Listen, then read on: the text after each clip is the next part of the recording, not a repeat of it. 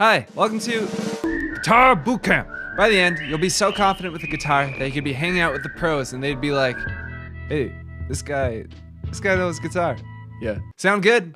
Good. So we're gonna be starting from the very top, so bear with me if you're like, I already know that's a guitar, because things will get more complex as we go, but it's important to really make sure we know all the basics so the harder stuff later makes sense. Guitar anatomy. So guitars come in many different shapes and sizes. There are three main classifications: acoustic, electric, and classical. We're gonna be focusing on acoustic and electric because they're approached more or less the same way, whereas classical isn't. So the basic guitar parts you should be familiar with are actually similar to something else. That's right, a giraffe. So you've got the body, the neck, and the head stock. Now, unlike a giraffe, guitars have a nut, tuning machines, also called tuning pegs, the fretboard, which is on top of the neck, frets, which are on top of the fretboard. Now, like a giraffe, guitars have spots along the neck. Those are called inlays. On most guitars, they're dots, but sometimes there are other shapes like diamonds, squares, bird, and they're used to help you quickly find frets while playing. Because without them, where's the 13th fret? Me neither. But with them, it's here, right after the double dots, which mark the 12th fret. Now onto the body. They all have bridges, which support the strings, and most have pick guards, which guard from picks. Now, where they differ is in how they produce sound. For example, an unplugged acoustic sounds like this. Nice. Whereas an unplugged electric sounds like this. Not literally, they do make a bit of sound, and then they have pickups, which pick up the sound and send it to the amp, which amplifies it. But the acoustic, on the other hand, has a sound hole. Do you know what that does? It's a hole for sound. That's right. Tuning. So, in the age of modern technology, you can get about a dozen apps that can help you tune. But you probably only need one. But in case you're ever without a phone, you can buy an electronic tuner or a piano. And then you can tune the strings in reference to the keys. Another option you can do is relative tuning. That's when you tune the guitar to itself. Basically, working down from the 6th string to the 1st string, or the fattest string to the skinniest string, play the 5th fret on one string, and then tune the string below it to match the pitch. Except for tuning the B string, which you match with the 4th fret of the G string. And by the end, you should have a guitar that's perfectly in tune to itself. And nothing else on the planet. Before you play. So guitars are actually designed for humans. So whether you're sitting or standing, the way it naturally falls is basically how it should be. But just in case, generally you sit down to practice and stand to perform.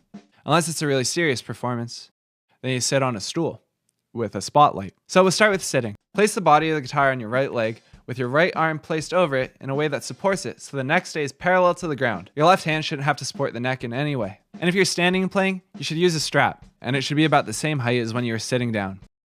So fretting is what you do with your left hand on the fretboard. Each string produces a single note, which changes depending on what fret you play. Higher on the neck's a higher note, lower on the neck's a lower note. If you play 3 or more strings simultaneously, that's a chord. Sometimes it seems easier to play a chord by contorting your body in weird ways, and it might be, but in the long term, it can lead to permanent injury, which is bad. So I might over-explain how to do it, but it's important.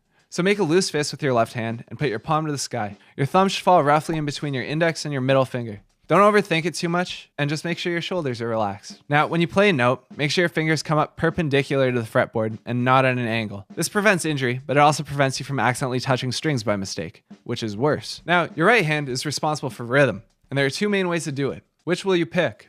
That's some guitar humor for you. With electric guitars, you almost exclusively use a pick, and with an acoustic, you can either use a pick or finger pick. Finger picking, you use your thumb to play bass notes, which is strings 6, 5, and 4, and your index, middle, and ring fingers are used to play 3, 2, and 1 respectively. Now picks, they come in a lot of sizes. The rule is pretty much, the less time you've been playing, the thinner your pick should be. And the good news is, once you're used to it, it's easy to upgrade. So to hold a pick, rest it on your index finger and put your thumb on top of it gently. You want your grip on the pick to be relaxed. So relaxed that it might fall out of your hand at times, but tight enough that it won't. And in general, if you're strumming or playing chords or rhythm guitar, use your elbow and wrist. And if you're picking, like just playing individual notes, just use your wrist. Play a note. So what's interesting about guitar compared to like piano, say you got Mozart in a room. Sup guys? Oh hey Mo. So with a piano, if you and Mozart are both to hit the same key and only one key, it'll sound basically the same. But now say we got Jimi Hendrix. Hey fellas. Hey Jim. So if you and Jimmy have the exact same guitar with the exact same setup, if Jimmy plays a note, it might sound like this. Thanks, Jimmy. Now, if you're new to guitar and you play the same note, it might sound like this. It's different.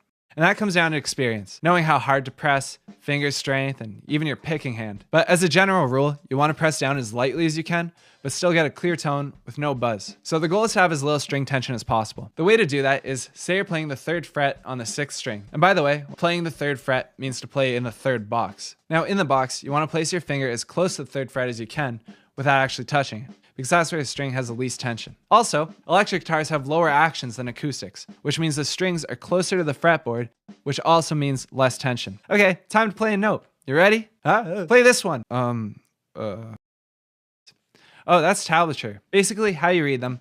The bottom line corresponds with the 6th string, the thickest string, and the top line with the 1st string, the thinnest string. And the other lines in between are the strings in between. And the numbers that are on the lines are what fret you have to play on that string. A 0 means you play an open string, which means you press no frets. Chords. So a chord is when you play 3 or more notes simultaneously, which on guitar is playing 3 or more strings simultaneously. There are all types of chords, but the ones you absolutely have to know are bar chords. Kidding. It's open chords. Open chords are chords that consist of at least one string that's not fretted.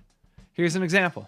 That's a chord diagram. How you read it is, picture a guitar up against a wall, and that's it.